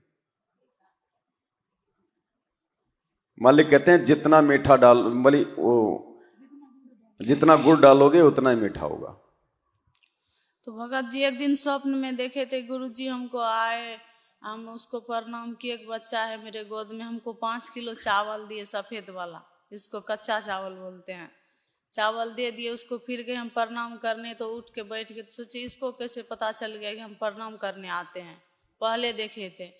तो बोला जाओ अब तुम, तो हम वो चावल लेके घर आ गए। तो ये क्या हुआ, चावल दिया हमको। तो नहीं, गुरुजी को आपने प्रणाम किया था? प्रणाम करने गए थे अंदर, गुरुजी सोए थे, स्वप्न में देखे। जैसे हम अंदर जा रहे हैं कि गुरुजी उठ के बैठ के बेड पे, तो हम सोचे कि कैसे पता चल गया कि प्रणाम करने आती है, ये सोच रहे थे। नहीं, आपने फिर उनको किया, प्रणाम नहीं किया? ये याद नहीं है। तब उसके बाद चावल दे दिए हमको 5 किलो 6 किलो कच्चा चावल बोरा में कि जाओ। ये क्या हुआ, ये हम समझ नहीं पा रहे। गाँव में बोले थे न, तो बोला कि तुमको ये धन भी दे दिया। देखो बहन जी क्या होता है ना, कई बार जैसे आज से 4-5 साल पहले दास को जो परमात्मा के सौपन आते थे, तो जैसे ही दास परमात्मा के चरणों में दंडवत करने के लिए लेटता था, गुरुजी उससे पहले या तो अंतर ध्यान हो जाते थे या गुरुजी अपने चरणों को जो है वो पीछे खींच लेते थे और मेरा सपना टूट जाता था। अब वो संकेत समझ में आ रहे हैं, क्योंकि उस समय दास भी पूरी तरह से मर्यादा में नहीं था, और जब तक मर्यादा में नहीं रहेंगे तब तक परमात्मा का आशीर्वाद भी नहीं मिलेगा। स्वप्न में तो बहुत ऐसे आते सौपन हो चाके का तो परमात्मा परमात्मा ही है बहन जी। आप सर पे भी हाथ रखे थे गुरुजी। सर पे तो देखो परमात्मा जगत पे भी हाथ रखता है, वो भी उसी के बच्चे हैं। 5 किलो चावल आपको इसीलिए दिया परमात्मा ने कि भाई नाम ले लिया, भक्ति करेगी तो तेरे घर में भोजन की कमी नहीं होगी, भूखा नहीं मरने दूंगा, इतना विश्वास करना। लेकिन मालिक ने वो चरण नहीं छूने दिए, इसका मतलब वही है बहन जी, अभी तक हम उनके चरण छूने के लायक हुए नहीं। प्रथम मंत्र हमको मिला है ऑनलाइन, वहीं से। कोई सा मंत्र मिलो बहन जी, मंत्र का कोई लेना देना नहीं है। तो क्या करेंगे भगत जी, जाप नहीं करेंगे उसका? नहीं, जाप तो करना ही है बहन जी, जाप थोड़ी छोड़ना है, चाहे कहीं से मिला हो आपको। नाम तो परमात्मा का ही है, गुरुजी ने तो दिया नाम, चाहे डीवीडी से मिला हो चाहे कंप्यूटर से मिला हो, दे तो गुरुजी रहे थे ना। तो मंत्र जाप करना है, लेकिन मर्यादा है, मर्यादा निभानी पड़ेगी तभी तो मंत्र काम करेगा। अब मर्यादा तोड़ के चाहे तुम गुरुजी के गोद में बैठ के ले लो मंत्र, तो थोड़ी काम करेंगे ऐसे। तो अब आप साथ संगत से जुड़ी हो, संगा समाधान की पुस्तक पढ़ो, साथ संगति के धीरे धीरे वीडियो देखो, और ये चीजें आपने बहन जी त्यागनी पड़ेंगी, लोकलाज को छोड़ना पड़ेगा। बाकी बहनें भी तो संघर्ष कर रही हैं, देखो यहाँ पे सारी बैठी हुई हैं, इनका सोना इतनी आसानी से थोड़े ना उतरने दिया था इनके घर वालों ने, लेकिन ये दृढ़ रही तो मालिक ने दया कर दी, और तभी परमात्मा मेहर बख्शेगा। हम भगत हैं, जगत से हमारे को बहन जी अलग दिखना है। जब तक जगत हमारा मजाक नहीं उड़ाएगा तब तक हम लोग भगत ही नहीं बनेंगे। विधवा की तरह रहना पड़ेगा बहन जी, विधवा की तरह, तब जाके परमात्मा हमें प्रसन्न करेगा। हमने जगत को प्रसन्न नहीं करना, रिश्तेदारों को नहीं करना, वो क्या बोलेंगे क्या नहीं बोलेंगे, भाड़ में जाए रिश्तेदार। कल को आपत्ति आएगी तो रिश्तेदार बचाने नहीं आएंगे हमारे को, बस में एक्सीडेंट हो गए तो रिश्तेदार नहीं आएंगे बचाने, हारी बीमारी हो गई तो रिश्तेदार नहीं करेंगे हमारा इलाज। तो इस चीज को, ज्ञान को आधार बना के समझना पड़ेगा, तब परमात्मा हमारे नजदीक आएगा। बाकी करते रहो चाहे भक्ति, ऐसे मर्यादा तोड़ के भगवान ये थोड़ी कहेगा कि तू भक्ति छोड़ दे, नहीं, करता रह भाई, जैसा करेगा वैसा पाएगा। ये बच्चे को मालिश करते हैं तेल से, आंख में कजला बोलता नहीं लगाता है तो आंख उठ जाता है, तो ये भी समस्या है। नहीं नहीं नहीं लगानी बहन जी, बच्चों को काजल टीका वगैरह कुछ नहीं लगाना, टिक्का लगाना नहीं लगाना। वो जगत के काम है बहन जी, उसकी नजर उतारना, किसी की नजर ना लग जाए। धीरे धीरे हम भगवान की शरण में आ गए, अगर मर्यादा में रह के भक्ति करेंगे तो परमात्मा हमारे बच्चों की भी रक्षा करेगा। हमने जगत वाले काम नहीं करने बहन जी, बिल्कुल भी। ये सारे ये परंपराएं हैं, रीति रिवाज हैं। मालिक कहते हैं छोड़ देने पछलियों की रीत सतगुरु उतारेंगे। ये फालतू की परंपराएं, फालतू के रीति रिवाज हैं। आप भक्ति करोगी तो मालिक आपके बच्चे को भी जो है कुछ नहीं होने देगा। मायके में अधिकतर रहते थे भगत जी, तो मायके में क्या नहीं रह सकते हैं? मायके का काम मायके में जाओ, परमात्मा ने मना थोड़ी किया, लेकिन अपनी मर्यादाओं में रहो। फालतू में वहां कोई चौंचले मत करो, लेन देन मत करो। पैसे टकेगा, कपड़े लत्ते का लेन देन नहीं करना बिल्कुल भी। और ज्यादा दिन रुकने की आवश्यकता नहीं है मायके फायके, क्योंकि वो लोग भक्ति तो कर नहीं रहे, भक्तिहीन प्राणी है। हमने अपनी भक्ति बचानी है, अगर उनका खाए जाएंगे तो फिर हमारे पास में फिर क्या बचेगा? वो तो बैठे बैठे अपनी भक्ति ले रहे हैं। अरे जैसे लोग जाते हैं, यात्रा में जाते हैं, रास्ते में लोग ये तंबू लगा लगा के बैठ जाते हैं, कोई सेव खिला रहा है, कोई वो केले खिला रहा है। क्यों खिला रहे हैं उनको? क्या वो फालतू में खिला रहे हैं? अपनी भक्ति, वो पुण्य कमा रहे हैं। पुण्य कमाने की। और जब हम अपने मायके के बैठ के खाना खाएंगे तो माँ तो मतलब बैठे बैठे पुण्य कमा रही है, हमारी भक्ति जा रही है। क्योंकि देखो, भक्ति की जब हम लोग शुरुआत करते हैं, जब हम शुरुआत में भक्ति पे होते हैं ना, तो उस समय परमात्मा थोड़ी छूट देता है सतनाम तक। लेकिन उसके बाद जब ज्ञान होता चला जाए ना, सत्संग सुनते चले जाएं, उसके बाद में फिर जाने की इच्छा नहीं बढ़नी चाहिए।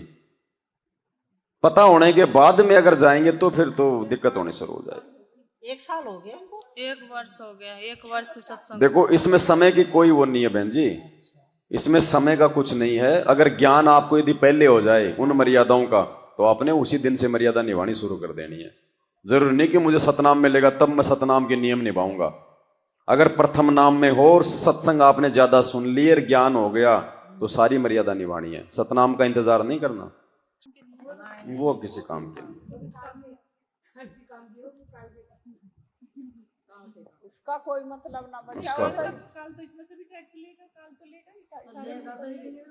अब ये विधिवत है भाई, ये विधिवत है। इसमें से वो उतना लेगा जितना उसका हिस्सा बनता है, उससे ज्यादा नहीं ले सकता। हाँ हाँ, काल की भक्ति से कोई टैक्स नहीं होता बहन जी। काल की भक्ति से कुछ नहीं होता। नहीं, वैसे तो बहुत कुछ हो जाएगा। आप मतलब तप करोगे, उसमें भी आपको मतलब सिद्धियां आ जाएंगी। ओम नाम की कमाई से भी आप में सिद्धि आ जाएंगी। लेकिन वो तो जीवन नाशक है ना, उल्टी उसका तो दुरुपयोग करवाएगा। क्योंकि हमारे को ज्ञान तो है नहीं। हम किसी को आशीर्वाद दे देंगे, हम किसी को बद्दुआ दे देंगे, हम किसी को बुरा भला कह देंगे, उसी में खर्च करवा देगा वो। अब परमात्मा ओम नाम की भक्ति करवा रहा है, लेकिन साथ में ज्ञान दे रहा है। हमारे को परमात्मा ने सीमा में बांध दिया, हमारे को परमात्मा ने वचन में बांध दिया। अब हम उसका मिसयूज नहीं करेंगे, किसी को दुआ बद्दुआ नहीं देंगे, आशीर्वाद नहीं देंगे। इस हिसाब से फिर हमारी भक्ति बचेगी। अब पहले हम ओम नाम की कमाई करते थे, यहीं हम लोगों को आशीर्वाद दे दे कि हम उसको बांट देते थे। फिर ऊपर क्या लेके जाते? फिर सीधा वो नरक में ठोक देता कि तू खाली आया चल। सत्साई भगत जी, परमात्मा के सत्संग सुना था मैंने, शायद जब नाम लिया था उसके 2-3 महीने बाद। नाम कब लिया था आपने? 19 में लिया था, 29 अप्रैल। अच्छा। तो 2-3 महीने के बाद जब आपका वीडियो देखा, उसके बाद देखा था, सुना था, तो परमात्मा ये बता रहे थे 2025 तक भविष्यवाणी सुना रहे थे, जय गुरुदेव की और फ्लोरेंस की, इनकी सबकी दिखा रहे थे। कह रहे थे 2025 तक एक ही झंडा होगा, एक ही भगवान होगा। 2025 तक ना बता रहे थे। हाँ तो भगत जी, अभी तो 1.5 साल बाकी है। 1.5 साल में तो 1.5 दिन में भी कुछ हो सकता है। वही तो मैं सोच रहा हूँ, 1.5 दिन ही बहुत है मालिक के लिए। तो होना तो है ही। 28 तक तो लास्ट है, फाइनल है। 28 से पहले पहले होना है जो भी कुछ होना है। ये कह नहीं सकते कि आएंगे नहीं, लेकिन आइडिया लगा रहे हैं कि जब तक परिस्थितियां नहीं बिगड़ेंगी ना और संसार में हाहाकार नहीं मच जाएगा, उससे पहले गुरुजी नहीं आएंगे। हाँ, 24-25 बिगड़ेंगे। 24-25, क्योंकि इलेक्शन है, इतने आसानी से इलेक्शन नहीं होने वाले अब की बार। धूमधाम मचेगी तगड़ी। और फिर प्राकृतिक आपदाएं हर साल ज्यादा आ रही हैं। 20 में जैसे कोरोना आया था, और आप देखो ये मतलब बाढ़, बारिश वगैरह, भूकंप वगैरह कितने आए। लीबिया पूरा शहर का शहर बह गया, लाखों लोगों का पता ही नहीं। मोरक्को में भूकंप आया, तुर्की में भूकंप आया था। इंडिया से क्या दोस्ती है भूकंप की? तो बस, तो फिर दुश्मनी भी तो ज्यादा है ना फिर इंडिया से, दोस्ती है तो फिर। और देशों के बजाय भारत में नुकसान थोड़ा होगा, लेकिन होगा।